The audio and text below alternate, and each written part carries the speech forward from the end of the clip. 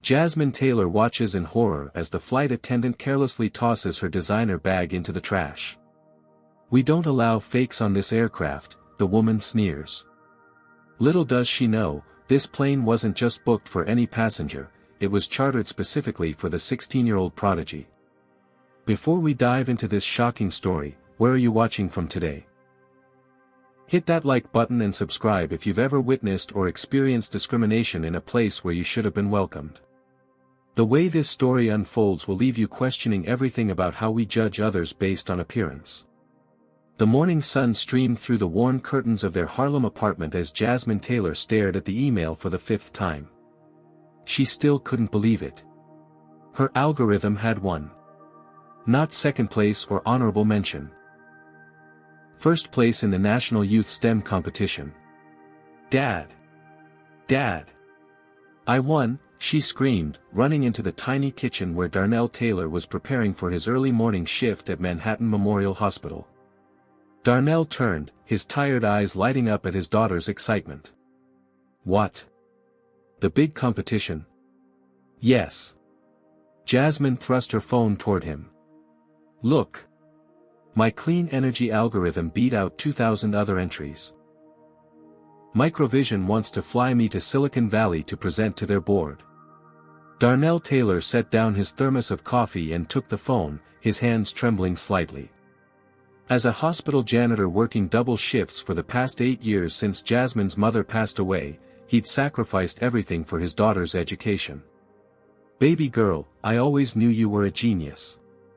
Tears welled in his eyes as he pulled her into a tight hug, his hospital uniform smelling of industrial detergent. "Your mama would be so proud." 3 days later, another email arrived. This one from Dr. Alicia Washington, one of the few black female executives at Microvision Tech and the head of their renewable energy division. "They're chartering a private plane just for me?" Jasmine gasped, reading the message aloud to her father. "Dr. Washington wants to make sure you arrive in style," Darnell smiled, though his brow furrowed with concern. "That's a whole different world, Jasmine." "I know, Dad." Jasmine bit her lip. She'd grown up in a neighborhood where most families struggled to make ends meet. Her school had outdated textbooks and overcrowded classrooms. Despite her perfect grades, teachers had often overlooked her for advanced opportunities, until Mr. Jenkins, her computer science teacher, recognized her exceptional talent and encouraged her to enter the competition. The night before her departure, their small apartment filled with neighbors bringing dishes and well wishes.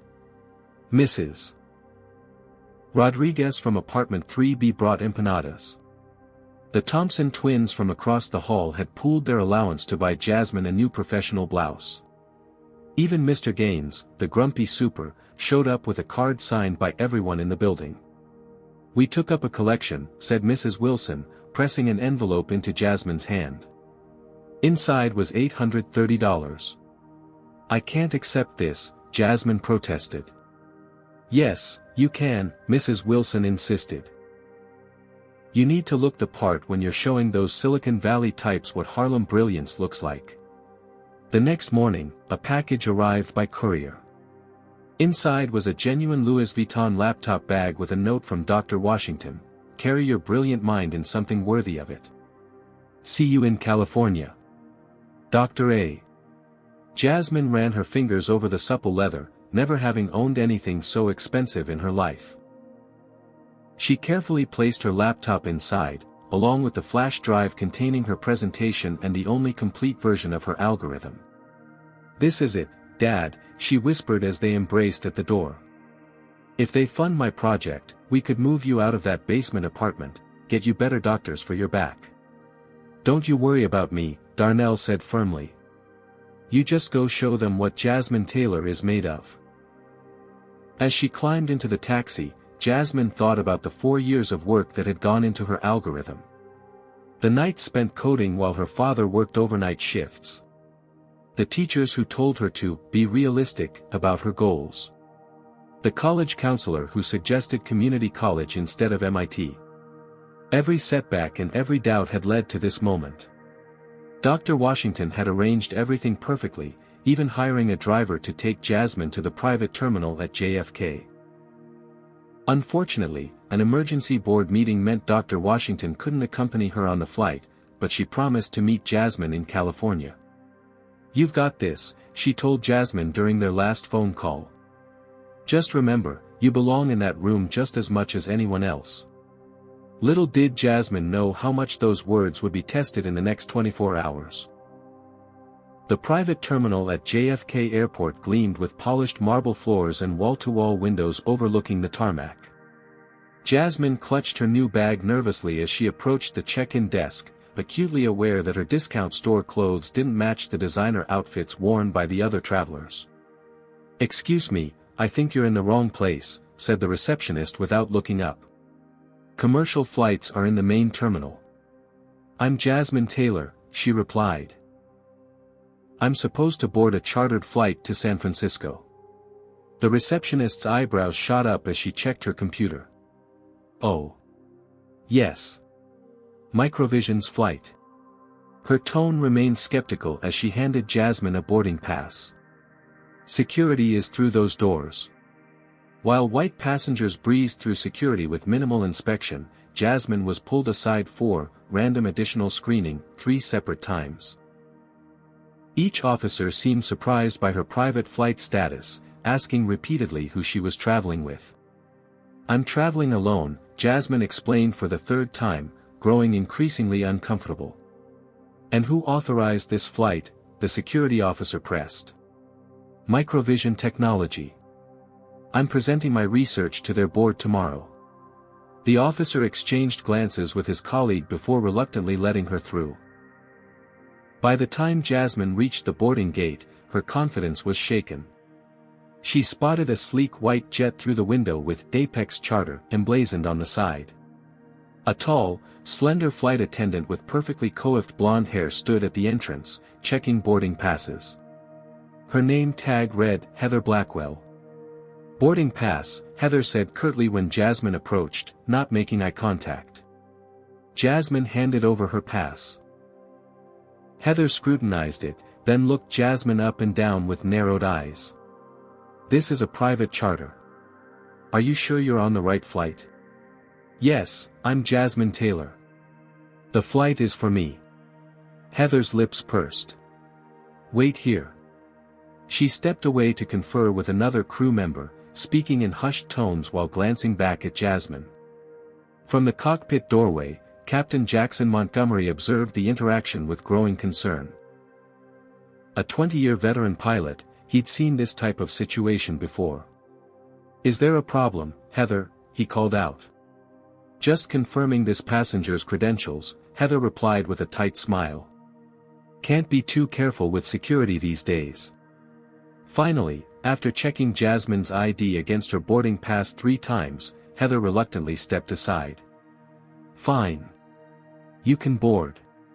But we maintain certain standards on Apex flights." Jasmine's heart pounded as she stepped onto the plane. The interior was luxurious, with cream leather seats and polished wood accents. Only 4 other passengers were aboard, all white executives in business attire who barely glanced up as she entered. "Your seat is in the back," Heather directed, pointing to the last row despite numerous empty premium seats available. As Jasmine moved to store her bag in the overhead compartment, Heather stopped her. "What do you think you're doing?" "Storing my bag," Jasmine replied, confused. "Let me see that." Heather snatched the Louis Vuitton bag from Jasmine's hands. "Please be careful," Jasmine protested. "My laptop's in there with my presentation." Heather turned the bag over roughly, examining the stitching and zippers. "Where did you get this?" "It was a gift from Dr. Washington at Microvision." "Right," Heather scoffed. "And I got my Chanel from Santa Claus." The co-pilot, Tricia Williams, emerged from the cockpit in time to witness the exchange. She frowned but remained silent. "We don't allow counterfeit items on this aircraft," Heather announced loudly enough for other passengers to hear. "It's company policy." "It's not counterfeit," Jasmine insisted, her voice rising in panic. "It's real. Please, my laptop, if this were real, it wouldn't have this stitching issue, Heather declared, pointing to a perfectly normal part of the bag's design. I can't allow fake designer items on board. It's a customs violation. Before Jasmine could protest further, Heather carried the bag to the galley and dropped it unceremoniously into a disposal bin, where it landed with a sickening crack. No! Jasmine cried out, rushing forward. Return to your seat immediately or I'll have you removed from this flight, Heather threatened. We have standards to maintain.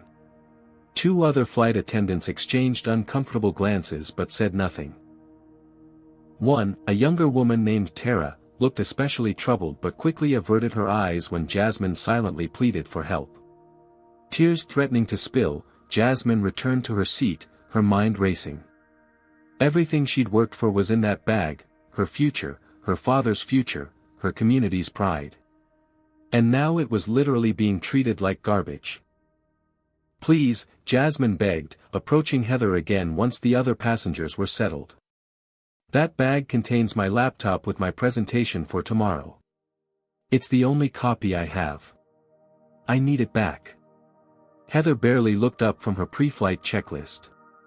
I've already disposed of the counterfeit item as per company policy.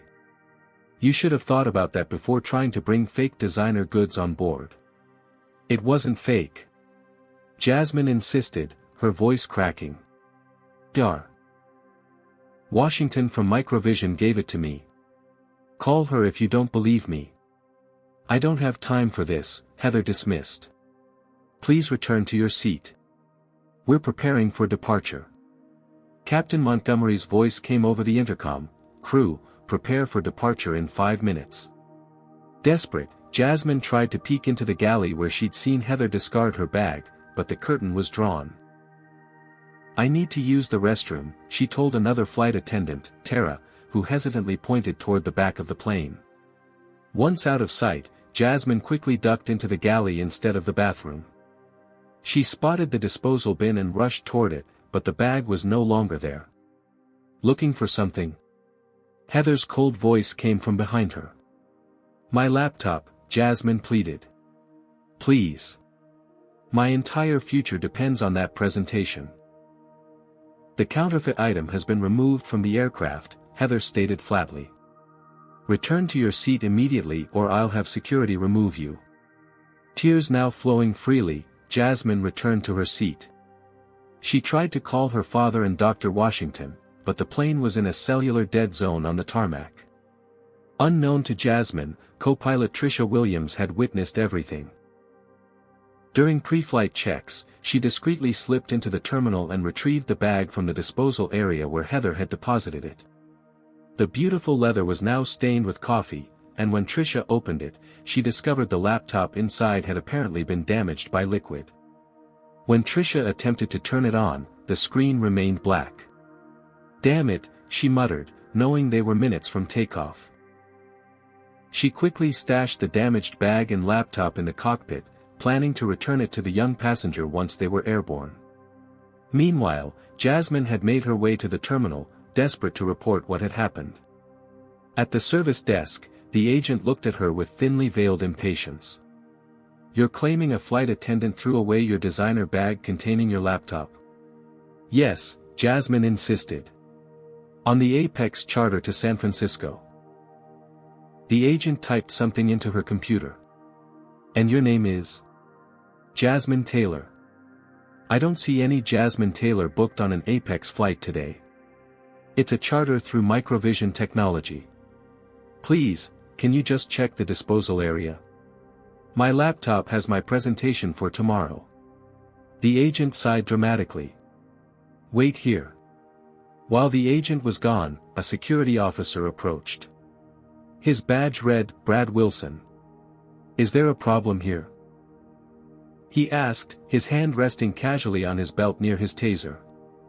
The flight attendant threw away my bag with my laptop in it, Jasmine explained. I'm just trying to get it back. Aha, Officer Wilson replied skeptically. And why would a flight attendant do that? She said it was counterfeit, but it wasn't. It was a gift. Officer Wilson's radio crackled. "We have a situation at Gate 7, came a voice. "I'll be right there," he responded before turning back to Jasmine. "Look, miss, we don't have time for these kinds of disruptions. Either return to your flight or exit the terminal. If you continue causing a disturbance, I'll have to escort you out." The service agent returned empty-handed. "Nothing matching that description in our disposal areas." Jasmine felt the walls closing in. Should she leave? Try to book a commercial flight? But even if she could afford it, without her presentation, what was the point? She thought of her father, who had worked 16-hour shifts for years to support her education. She thought of her neighbors who had pooled their limited resources to help her look professional. She thought of her mother, who had always told her to stand up for herself. This opportunity meant everything, not just to her, but to her entire community. She couldn't give up. Jasmine hurried back to the gate, only to find the jet bridge door closed. Through the window, she could see the Apex charter still at the gate, apparently delayed. Her phone chimed with a notification. The backup files she'd hastily uploaded to her cloud storage before leaving were corrupted, likely due to the spotty internet in her apartment building. The algorithm she'd spent 4 years perfecting was trapped in that damaged laptop. As she stared helplessly at the plane, memories flooded back. The science teacher who had accused her of cheating because her project was too advanced for someone from her background. The college fair where recruiters had directed her toward community colleges despite her perfect GPA. The countless times she'd been told, explicitly or implicitly, that spaces of excellence weren't meant for people who looked like her. Yet here she was, facing the same barrier again, just when she'd finally earned her place. The Apex charter jet remained mysteriously at the gate, 30 minutes past its scheduled departure time. Through the terminal windows, Jasmine could see activity around the aircraft, ground crew speaking into radios, a fuel truck departing, what appeared to be an animated discussion in the cockpit. "Excuse me," a crisp voice called out behind her. "Are you by any chance associated with the Microvision charter?" Jasmine turned to find a woman in a sharp business suit holding a tablet. The woman's ID badge identified her as Angela Reeves, Apex Charter Client Relations. "Yes," Jasmine replied cautiously. "I'm supposed to be on that flight." "Excellent. We've been looking everywhere for you." Angela's relief was palpable. "There seems to have been some confusion. May I see your ID?" Jasmine provided her driver's license, which Angela quickly verified against information on her tablet. "Perfect.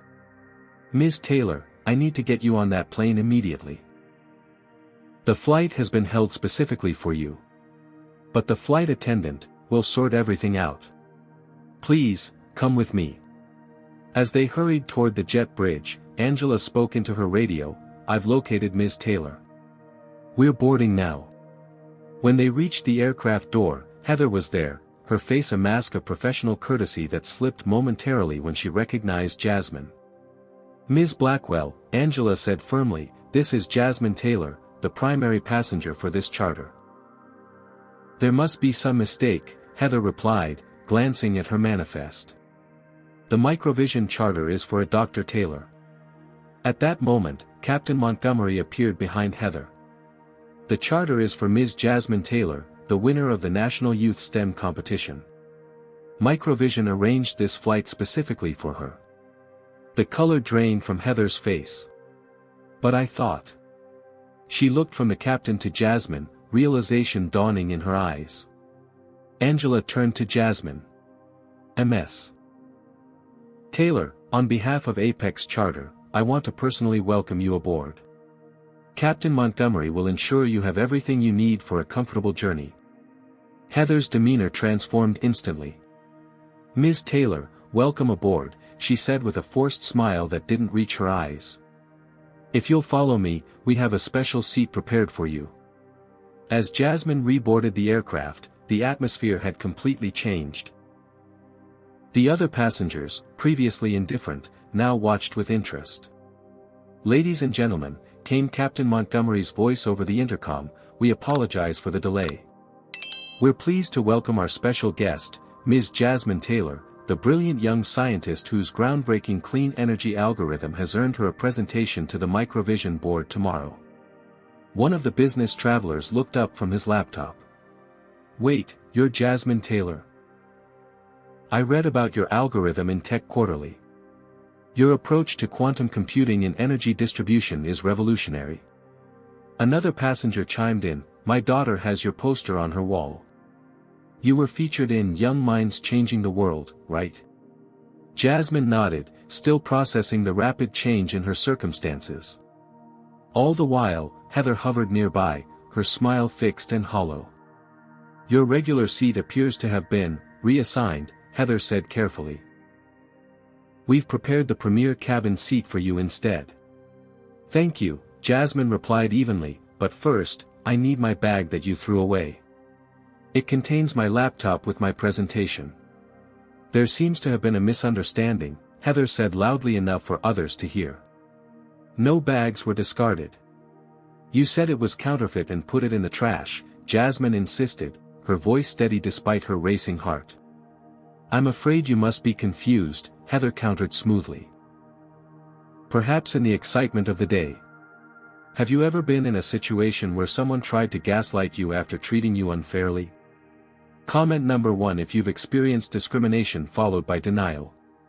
Hit that like button if you believe people should be held accountable for their actions, and subscribe to see more stories of resilience in the face of prejudice. What do you think happens next? Does Jasmine find her laptop? Will Heather face consequences for her actions? Let's continue this incredible journey. Co-pilot Tricia Williams emerged from the cockpit, the damaged Louis Vuitton bag in hand. "I believe this belongs to you, Ms. Taylor," she said, shooting a pointed look at Heather. "I found it in the disposal bin." The bag was stained with coffee, the once pristine leather now discolored. Jasmine quickly opened it to check her laptop, which showed no signs of life when she tried to power it on. "It's not working," she said, panic rising in her voice. "I've arranged for an IT specialist to meet us in San Francisco," Captain Montgomery assured her. "We'll do everything we can to recover your data." Heather's face had turned an unnatural shade of red. "I was simply following protocol for suspected counterfeit items. There is no such protocol," Captain Montgomery cut in sharply. "Ms. Taylor, please take your seat. We'll be taking off shortly. Ms. Blackwell, I need to speak with you in private." As Jasmine settled into the plush leather seat at the front of the cabin, she overheard snippets of the heated conversation in the galley. Completely unacceptable behavior. Wasn't aware she was the VIP. Serious consequences. The revelation about the chartered plane made perfect sense now. Dr. Washington had arranged this entire flight just for her. Not as an afterthought or a courtesy, but as a statement, Jasmine Taylor deserved to be treated with dignity and respect. She belonged in these elite spaces just as much as anyone else. As the plane finally took off, Jasmine remembered all the times Dr. Washington had mentioned her own struggles as one of the few black women in tech leadership. "They'll try to make you feel like you don't belong," she had told Jasmine. "Your job is to prove them wrong, not by arguing, but by excelling." But would she even get that chance now, with her presentation lost in a damaged laptop? At 30,000 feet above the American heartland, Jasmine sat with her dead laptop open on the tray table before her. Despite the revelation that she was the VIP for whom the entire flight had been chartered, Heather continued to create small discomforts throughout the journey. Coffee appeared for all passengers except Jasmine. When she requested a drink, Heather responded that they were temporarily out, only to serve the same beverage to another passenger minutes later. The Wi-Fi access code was accidentally omitted from her welcome package. Small, plausibly deniable acts that sent a clear message: you still don't belong here. Using her phone, Jasmine attempted to recreate portions of her presentation from memory. For years of research and coding couldn't be easily reconstructed in a 3-hour flight, but she was determined to try. "Excuse me," said a voice from across the aisle. A middle-aged man in a tailored suit introduced himself as Dr. Brian Parker, a technology investor. I couldn't help noticing you're having computer troubles. Is there anything I can do to help? Unless you can recover data from a water-damaged laptop, probably not, Jasmine replied with a weak smile. Actually, I might know a few tricks. He examined her laptop, attempting various recovery techniques before shaking his head. The liquid damage is extensive. But the hard drive might still be intact. With the right equipment in San Francisco, there's a good chance your data can be recovered. Thank you for trying, Jasmine said. Throughout this exchange, other passengers had been watching the interaction between Jasmine and Heather. Several had begun recording discreetly on their phones. When Heather accidentally spilled water near Jasmine's seat without offering to clean it up, Dr. Parker's phone could be seen capturing the incident. When Jasmine requested a blanket in the chilly cabin and was told none were available, another passenger recorded Heather distributing blankets to others just minutes later. At the 1-hour mark into the flight, Captain Montgomery announced that Wi-Fi was now operational. Jasmine immediately connected and called Dr. Washington via video chat. Jasmine. How's the flight?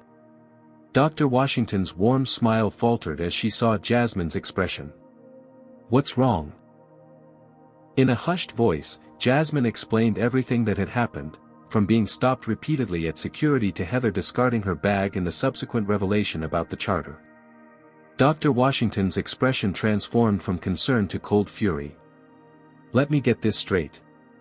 The flight attendant profiled you, accused you of carrying counterfeit goods, threw away the bag I gave you containing your presentation, and then tried to deny it happened?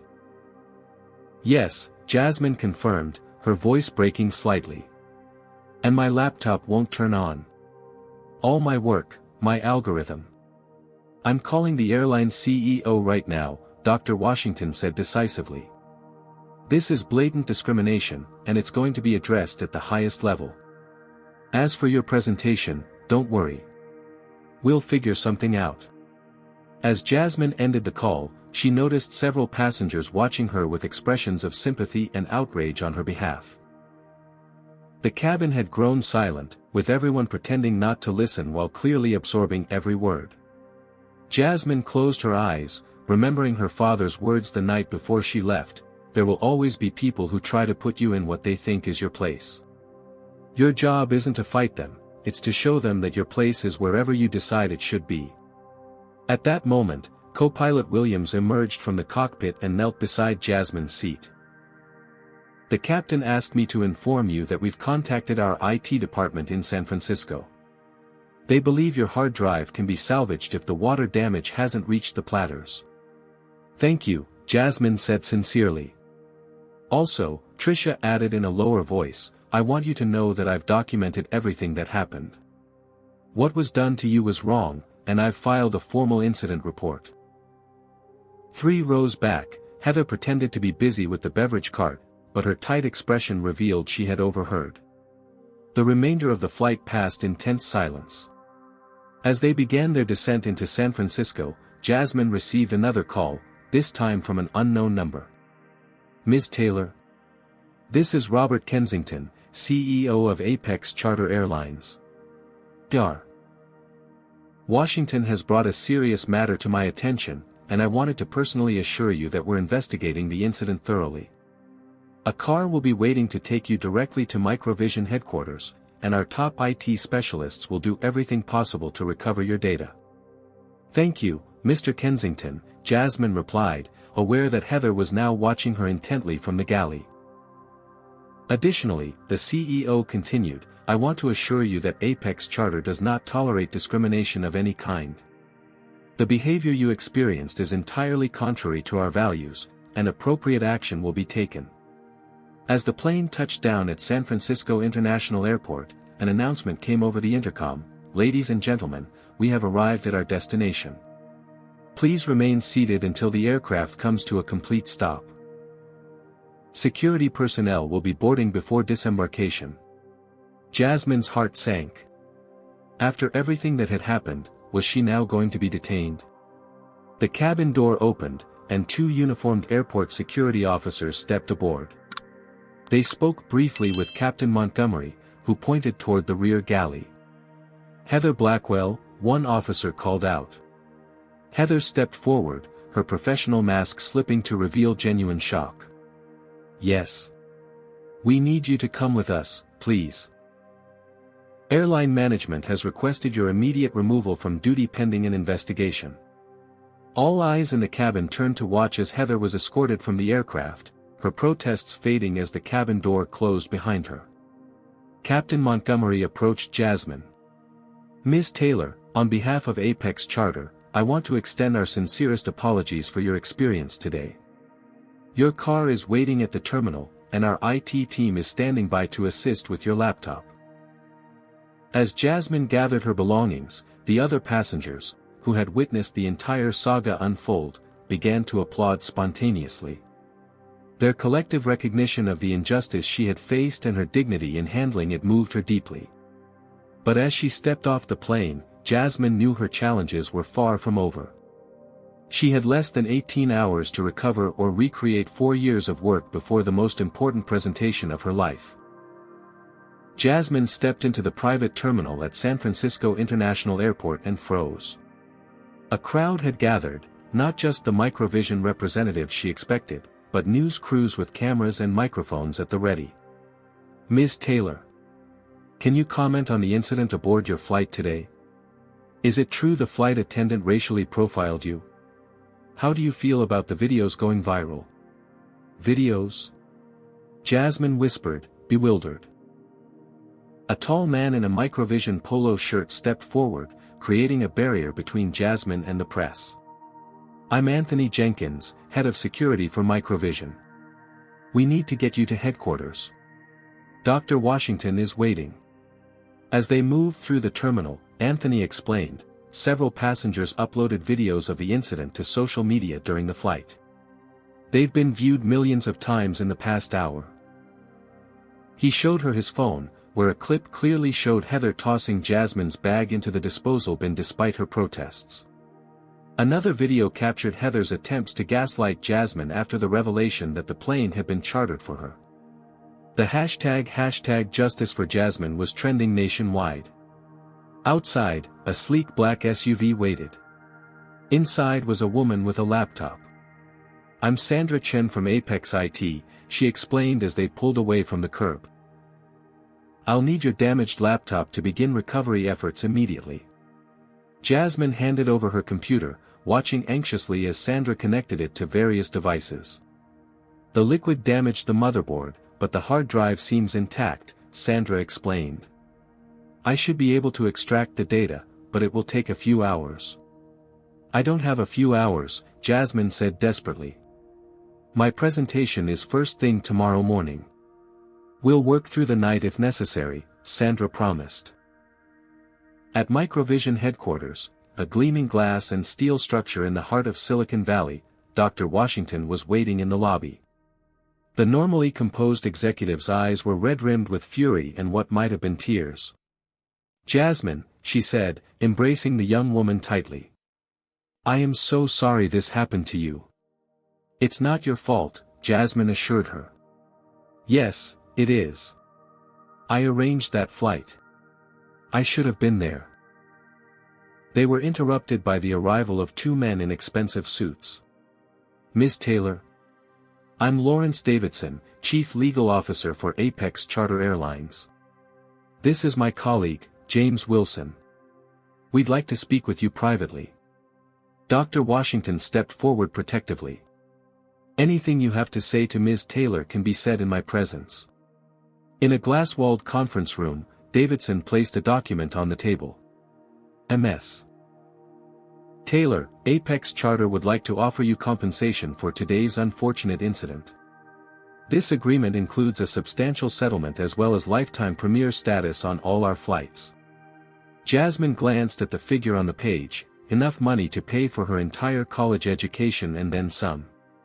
"There's just one small matter," Davidson continued smoothly. "We'd need you to sign this non-disclosure agreement, stating that you won't discuss the incident publicly." Dr. Washington's expression hardened. You want her to take your hush money and pretend nothing happened. We prefer to think of it as an acknowledgement that mistakes were made, along with a commitment to move forward constructively, Wilson replied. Before Jasmine could respond, her phone chimed with a news alert. The headline read, "Breaking, Flight Attendant Claims Misunderstanding in Viral Discrimination Incident." The article quoted Heather Blackwell. "I was simply following security protocols. This is being blown out of proportion by social media. I didn't realize who she was, and now I'm being cancelled for doing my job." Dr. Washington's laugh was without humor. "She still doesn't get it. It shouldn't matter who you were. You're a human being deserving of basic respect." The Microvision PR director entered the room. "Dr. Washington, Ms. Taylor, I'm sorry to interrupt, but this story is exploding. We've received dozens of media requests for statements. CNN, MSNBC, and Fox News all want interviews." Meanwhile, Sandra was working feverishly on Jasmine's laptop. "I've managed to access the hard drive," she reported, "but some sectors are corrupted. I can recover about 70% of your files, but portions of the algorithm appear to be damaged." Jasmine felt the room spinning. Everything she'd worked for was slipping away. At that moment, her phone rang. It was her father. "Baby girl, are you okay? It's all over the news here." Hearing his voice centered her. "I'm trying to be, Dad." "Listen to me," Darnell said firmly. "Your mother always said that pressure makes diamonds. Whatever happens with this presentation, I am proud of you. Your community is proud of you." As Jasmine ended the call, Dr. Washington placed a hand on her shoulder. "We have a choice to make. Do we take their money and stay silent, or do we use this moment to speak truth to power?" Jasmine looked at the settlement offer, then at the news alert about Heather's statement, then finally at the partially recovered files from her algorithm. "I need to focus on my presentation first," she said decisively. "But I won't sign anything that prevents me from telling the truth about what happened." Davidson and Wilson exchanged glances. "We'll give you some time to consider the offer," Davidson said, rising from his seat. As they left, Dr. Washington smiled for the first time since Jasmine's arrival. "That's the right decision. Now, let's figure out how to salvage your presentation." Throughout the evening, the story continued to gain traction. Hashtags multiplied, hashtag flying while black, hashtag Apex airline discrimination, hashtag Jasmine deserves better. More passengers came forward with their recordings. The airline's stock price began to drop as calls for boycott spread across social media. In the midst of this storm, Jasmine worked with Microvision's technical team to reconstruct the missing portions of her algorithm. Hour after hour, she recreated complex equations from memory, fueled by determination and cup after cup of coffee. "It's not exactly the same as the original," she admitted as midnight approached. "But in some ways, this version might actually be more efficient." Dr. Washington, who had stayed by her side throughout, squeezed her shoulder. "Sometimes our greatest innovations come from our biggest challenges." Just then, Sandra burst into the room, her face alight with excitement. "I found an automatic backup file. Your laptop created a hidden recovery point right before the liquid damage occurred. I think I can restore almost everything." For the first time that day, Jasmine allowed herself to hope that things might turn out all right after all. Dawn broke over Silicon Valley as Jasmine stared at her reflection in the hotel bathroom mirror. Dark circles shadowed her eyes after a night of minimal sleep, yet determination shone through the exhaustion. In 4 hours, she would stand before Microvision's entire board of directors and a room full of investors to present her algorithm. "You can do this," she whispered to herself, echoing her father's words from their early morning phone call. A knock at the door revealed Dr. Washington, already impeccably dressed in a power suit despite the early hour. "How are you feeling?" "Terrified," Jasmine admitted. "But ready." "Good. Sandra worked through the night and recovered about 90% of your original files. The technical team has integrated them with your reconstructed sections. They're running final tests now. They headed to Microvision headquarters, where the IT department had set up a temporary workstation for Jasmine. Sandra greeted them with a thumbs up. The algorithm is running beautifully. We've got everything except a small section of the quantum distribution calculations, but your recreated version actually processes faster than the original. Jasmine immediately dove into reviewing the code, making small adjustments and preparing her presentation slides. The Microvision team worked alongside her, offering support without taking over. Ms. Taylor? A familiar voice interrupted her concentration. She looked up to see Robert Kensington, the CEO of Apex Charter Airlines, standing awkwardly at the edge of her workspace. Mr. Kensington, she acknowledged, surprised by his physical presence. I wanted to personally extend my deepest apologies for your experience yesterday, he said, his discomfort evident. There is no excuse for how you were treated. Dr. Washington stepped forward protectively. With all due respect, Mr. Kensington, Ms. Taylor is preparing for a critical presentation. This isn't the time. Of course, he nodded. I just wanted to inform you that Ms. Blackwell has been terminated from Apex Charter, effective immediately. We're also implementing mandatory anti-bias training for all employees and reviewing our policies regarding suspected counterfeit items. He placed a business card on the desk. When you're ready, I'd like to discuss how Apex can make this right, beyond financial compensation. Perhaps you might consider consulting on our diversity initiatives. After he left, Jasmine returned to her work with renewed focus. Despite the chaos of the past 24 hours, she refused to let yesterday's discrimination derail her future. At 10 o'clock, a surge of activity signaled the arrival of board members. Jasmine glimpsed them through the glass walls, predominantly older white men in expensive suits, with a few women and people of color among them. Imposter syndrome kicking in yet? Dr. Washington asked with a knowing smile. How did you know? Because I feel it every single day, even as an executive. She straightened Jasmine's collar. Remember, they invited you here because of your brilliant mind. You earned this spot. Jasmine nodded, thinking of her tiny bedroom in Harlem where she developed the initial algorithm on a second-hand laptop, working late into the night while her father worked double shifts. She thought of her mother, who had taught science to neighborhood kids on their kitchen table before cancer took her too soon.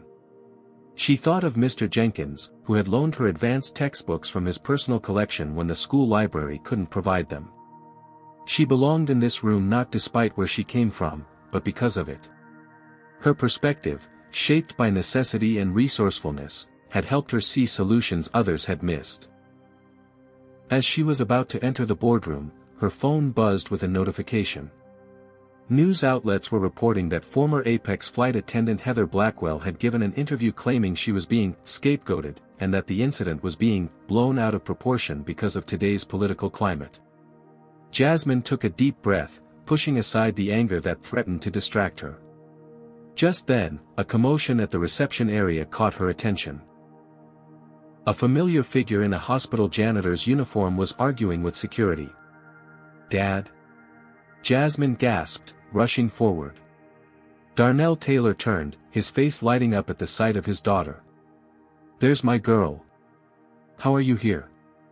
You were in New York last night. Dr. Washington arranged an emergency flight. He embraced her tightly. I couldn't let you do this alone. Dr. Washington smiled. Everyone needs their support system on the big days. With her father and mentor by her side, Jasmine entered the boardroom. 30 faces turned to look at her, some curious, some skeptical, all evaluating. Ms. Taylor, began CEO Philip Armstrong, under normal circumstances, we would jump right into your technical presentation. However, given the events that have transpired and the attention they've received, perhaps we should address the elephant in the room. Jasmine's heart sank. Would her algorithm be overshadowed by yesterday's incident?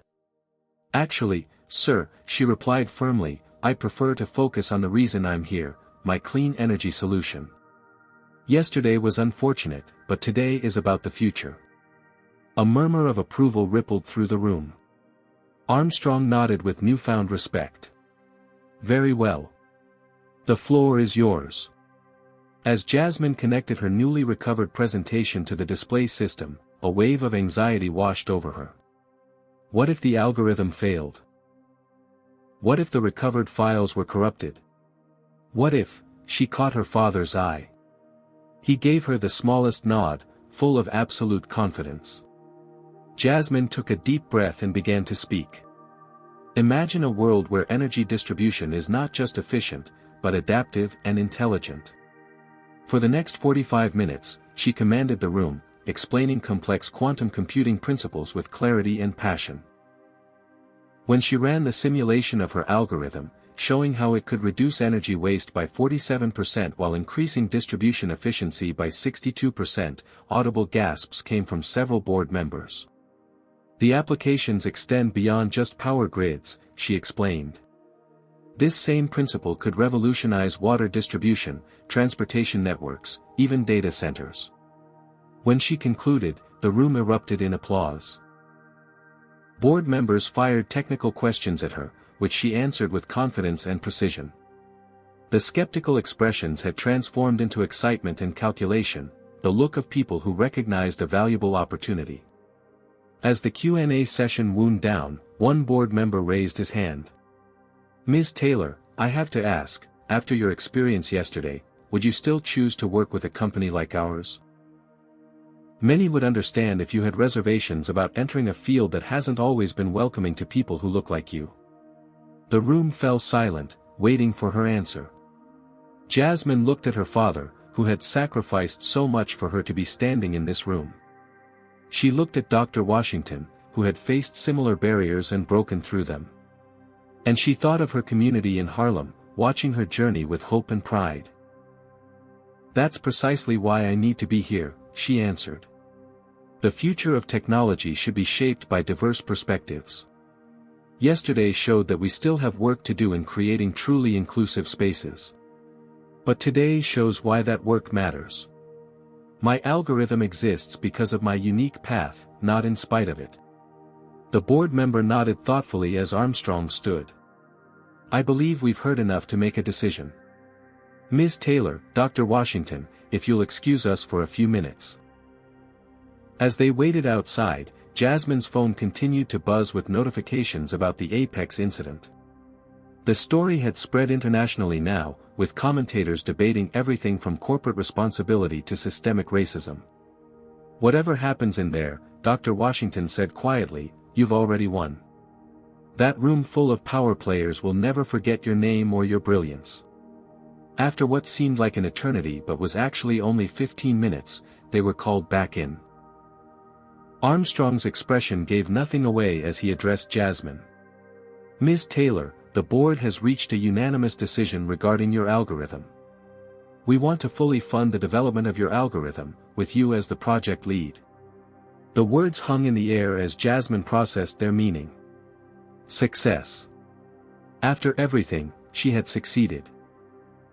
Armstrong continued, we're prepared to offer you a development budget of $20 million, with an additional scholarship for you to complete your education at the institution of your choice while working with us part-time.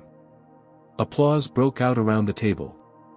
Darnell Taylor wiped tears from his eyes as Dr. Washington squeezed Jasmine's shoulder in congratulation.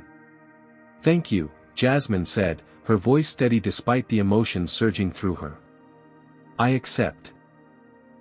As the meeting concluded and board members came forward to introduce themselves personally, Jasmine's phone buzzed continuously.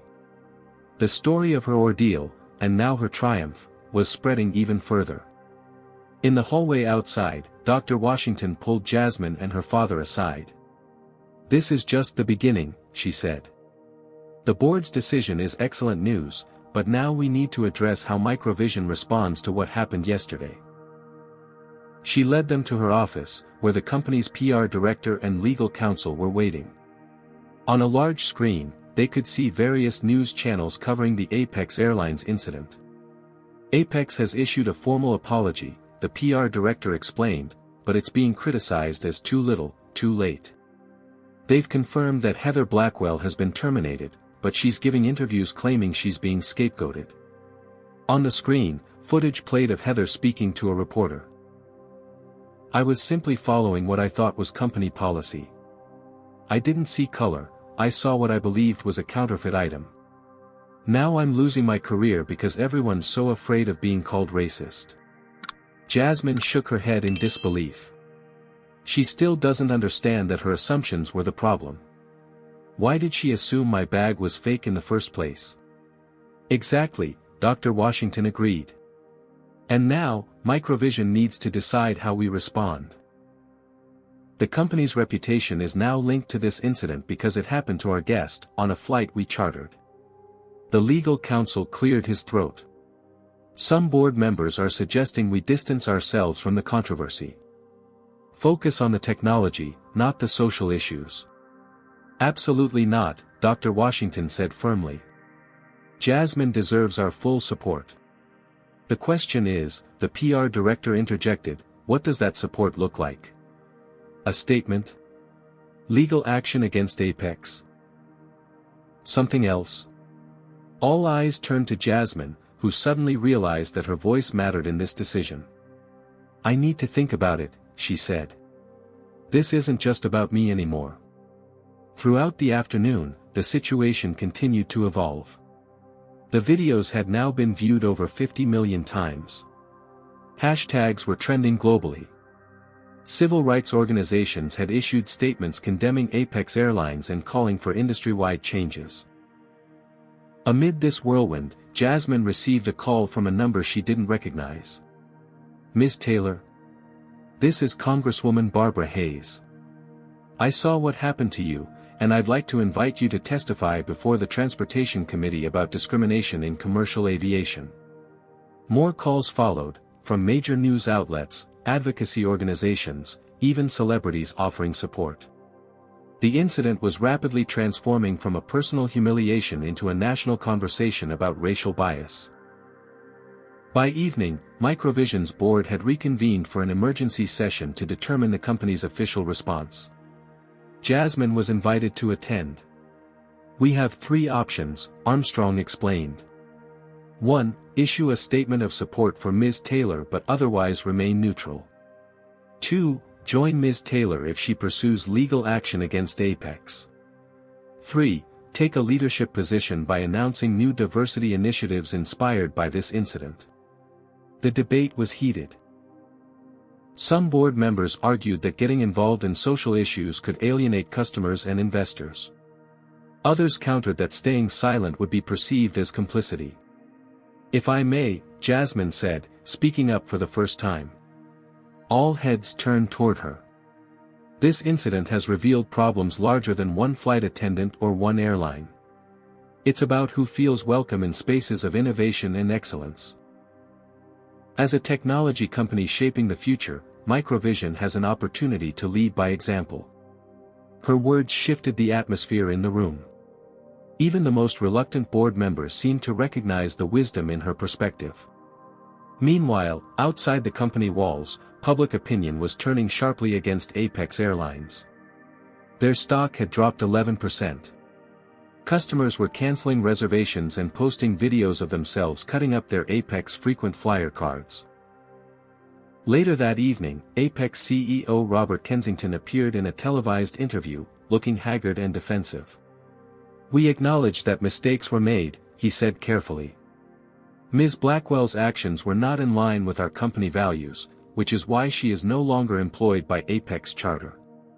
But isn't this about more than one employee? The interviewer pressed. The videos clearly show multiple staff members witnessing the discrimination without intervening. Kensington shifted uncomfortably. We're implementing comprehensive bias training for all employees. After the fact, the interviewer noted. Shouldn't these systems have been in place already? As Jasmine watched from Dr. Washington's office, her phone rang again. It was Lawrence Davidson, Apex's chief legal officer. Ms. Taylor, I'm calling with a revised offer. We're prepared to double the settlement amount and establish a scholarship fund in your name for underrepresented students in STEM fields. With an NDA? Jasmine asked. We would need some assurance that the matter is considered resolved, Davidson replied carefully. Then my answer is still no, Jasmine said. This isn't about money. It's about accountability and change. After ending the call, Jasmine turned to Dr. Washington. They're still trying to make this go away quietly. Because they know how damaging this is, Dr. Washington replied. But you're right to hold firm. Some things are more important than money. By the next morning, Microvision had reached a decision. At a press conference attended by major media outlets, CEO Philip Armstrong stood beside Jasmine and Dr. Washington to make an announcement. Yesterday, an incident occurred that highlighted the barriers that still exist for people of color in spaces where they have every right to be. Today, Microvision is announcing 3 initiatives in response. He outlined a new scholarship program for underrepresented students in STEM, a partnership with historically black colleges and universities to create internship pipelines, and a commitment to increase diversity within Microvision's own workforce and leadership. We are also proud to announce that Ms. Jasmine Taylor's groundbreaking algorithm will be developed with full funding from Microvision, with Ms. Taylor herself leading the project while completing her education. The press conference was broadcast nationally, with Jasmine's poised and articulate responses to questions drawing particular attention. She neither downplayed the discrimination she had faced nor allowed it to overshadow her intellectual achievement. My algorithm exists because of diversity of thought, she told reporters. Different perspectives lead to different solutions. That's why inclusion isn't just morally right. It's also good business. As the media coverage continued, public pressure on Apex Airlines intensified. More employees came forward with stories of witnessing or experiencing discrimination. The company's initial response was increasingly viewed as inadequate.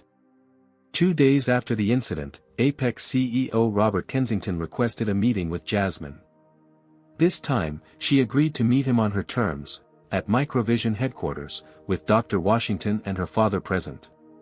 Ms.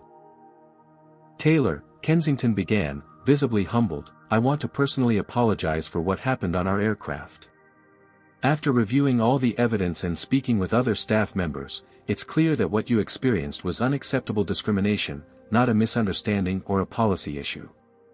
He slid a document across the table, not a settlement offer with an NDA, but a comprehensive plan for systemic changes within Apex Airlines. We're establishing a diversity and inclusion officer position at the executive level. We're revising our training procedures and creating clear protocols for reporting and addressing bias. And we'd like to offer you a role as a consultant in developing these initiatives, compensated at executive rates. Jasmine reviewed the document carefully. These are positive steps, she acknowledged. But the real test will be in the implementation, not the announcement. We understand that, Kensington nodded. And we're prepared to set measurable goals with public reporting on our progress. As the meeting concluded, Jasmine felt a weight lifting. The incident would always be part of her story, but it wouldn't define her legacy. That would be determined by what she created, what she built, and how she transformed spaces for those who would come after her. Later that day, as Jasmine and her father prepared to return to New York to pack for her permanent move to California, she received one more call, this one from the White House Office of Science and Technology Policy, inviting her to participate in a summit on diversity in STEM. The path forward was clear now, and it extended far beyond what she could have imagined when she boarded that flight just days ago. 1 year later, Jasmine Taylor stood at the podium in Microvision's main auditorium, addressing a crowd of industry leaders, investors, and journalists. Behind her, a large screen displayed the real-time data from her energy distribution algorithm, now powering a pilot program in 3 major cities. When I began this journey, I was trying to solve a technical problem, she said, her confidence evident in every word. But along the way, I learned that the greatest barriers to innovation aren't always technological, sometimes they're the artificial limitations we place on who gets to participate in creating the future. In the front row sat her father, Darnell Taylor, no longer wearing a janitor's uniform but dressed in a sharp suit as the director of Microvision's new community outreach program. Beside him was Dr. Washington, recently promoted to Chief Innovation Officer. And next to her was Mr. Jenkins, Jasmine's former teacher, now heading the education component of the Jasmine Taylor Foundation for Diversity in STEM. The past year had brought changes that once seemed impossible. The settlement Jasmine had eventually accepted from Apex Airlines, without an NDA, had funded scholarships for 50 students from underrepresented backgrounds. The airline had completely overhauled its training and reporting systems, with measurable improvements in customer satisfaction among passengers of color. Heather Blackwell had faded from public view after her attempts to portray herself as a victim backfired. Her termination had been upheld after more employees came forward with similar stories of discriminatory behavior. Most importantly, Jasmine's algorithm had exceeded all expectations. The pilot program had reduced energy costs by 52% in participating cities while significantly decreasing carbon emissions. Microvision's stock had doubled, and Jasmine, still completing her education at MIT through a special remote program, had become the youngest patent holder in the company's history. Today, I'm announcing the next phase of our project, Jasmine continued. We're expanding to 20 more cities across America, including my hometown of Harlem, where I first dreamed of creating technology that could change lives. Applause filled the auditorium as Jasmine detailed the technical specifications of the expansion. When the presentation concluded, Armstrong stepped forward. Ms. Taylor's vision has transformed not just our company's approach to energy distribution, but our entire corporate culture, he acknowledged. The diversity initiatives inspired by her experience have made Microvision stronger, more innovative, and more profitable. This wasn't empty corporate speak, the numbers backed it up. Microvision's more diverse hiring practices had led to measurable increases in patent applications, successful product launches, and market share. After the presentation, as attendees mingled at the reception, Jasmine found a quiet moment with her father. "Mom would be so proud," Darnell said, his eyes glistening. "I feel her with me every day," Jasmine replied, touching the small locket around her neck that contained her mother's picture. Dr. Washington joined them, champagne flute in hand. The Secretary of Energy called. "They want to implement your algorithm nationwide." "This is just the beginning, Jasmine." As the evening wound down, Jasmine slipped away to the parking garage, where her driver was waiting to take her to the airport. She was flying to Washington, D.C. the next morning to address Congress about green energy innovation. The driver held the door open for her. "Good evening, Ms. Taylor. Flying commercial or private tonight?" Jasmine smiled. "Commercial. Apex Airlines, actually." Since the incident, she had made a point of flying Apex whenever possible, monitoring their progress firsthand. The changes had been significant: more diverse flight crews, improved training, clear protocols for reporting bias. The airline had transformed its corporate culture from within, proving that accountability could lead to genuine improvement. At the airport, Jasmine moved efficiently through security, where agents treated all passengers with equal respect, a small but meaningful change from a year ago. As she reached her gate, several travelers recognized her, approaching with shy smiles and words of admiration. Boarding the plane, Jasmine was greeted by a flight attendant who recognized her immediately. "Ms. Taylor. It's an honor to have you with us tonight. I joined Apex because of the changes you inspired." Taking her first-class seat, an upgrade courtesy of the airline, Jasmine reflected on how different this flight was from that fateful day a year ago. Her laptop, containing the next evolution of her algorithm, sat securely in the genuine Louis Vuitton bag that had become something of a symbol in her story. As the plane took off, Jasmine opened her laptop to review her congressional testimony. The document was titled "Innovation Through Inclusion: How Diversity Drives Technical Excellence." It began with the story of her algorithm's development, continued through the discrimination she had faced, and concluded with the transformative changes that had resulted, not just for her personally, but for corporate policies, industry practices, and ultimately, the technology itself. The flight attendant approached with a glass of champagne. "Complimentary, Ms. Taylor. And may I say, my daughter has your poster on her wall. She wants to be an engineer because of you." Jasmine smiled, remembering how she had once been that girl with posters of women scientists on her bedroom wall in Harlem. The circle was complete. Landing in Washington, Jasmine was met by a government car. As they drove past the illuminated monuments, her phone chimed with a message from Dr. Washington. "CNN just announced you've been named to their 40 under 40 list. The first of many accolades to come." The next morning, as Jasmine prepared to address Congress, she thought about the journey that had brought her here. The discrimination she had faced on that flight could have derailed her, could have become yet another barrier that prevented a brilliant mind from contributing to the world's advancement. Instead, it had become a catalyst for change, not just for her but for countless others who would now find doors open that had previously been closed. When she stepped up to the microphone, Jasmine saw not just the faces of the politicians before her, but the faces of every child who had been told, explicitly or implicitly, that they didn't belong in spaces of excellence. "My name is Jasmine Taylor," she began, "and I'm here to talk about the future. A future where innovation is limited only by our creativity, not by outdated notions of who belongs at the table." 1 year after being told she didn't belong on a plane, Jasmine Taylor had not only secured her seat, she was charting the course for an entire industry. And this was just the beginning. Jasmine's story teaches us that true change requires both individual courage and systemic accountability. When faced with discrimination, she refused to be silenced or settled for easy solutions that wouldn't create lasting impact.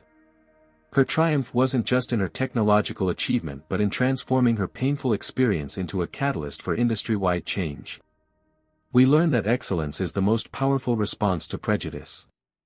By excelling in her field, Jasmine didn't just prove her critics wrong, she changed the very spaces that once tried to exclude her. Her story reminds us that assumptions based on appearance not only harm individuals but deprive society of brilliant contributions. The corporate response demonstrates that accountability isn't punishment, it's opportunity. The companies that embraced change didn't just avoid PR disasters, they became better, more innovative, and more profitable. This reveals an essential truth: diversity isn't charity, it's competitive advantage. Perhaps most importantly, Jasmine shows us that belonging isn't something to be granted by others, it's claimed through persistence, excellence, and an unwavering belief in one's own worth. When we stand firm in our value, we don't just change our own circumstances, we create pathways for others to follow. Have you ever had to stand up against prejudice or witnessed someone triumph over discrimination? Share your experience in the comments below. If Jasmine's journey resonated with you, hit that like button to help more people discover this story. Subscribe for more powerful narratives about overcoming adversity, and share this video with someone who needs inspiration to keep pushing forward despite unfair obstacles. Thank you for being part of this important conversation. Together, we can create a world where talent and character matter more than appearance or background.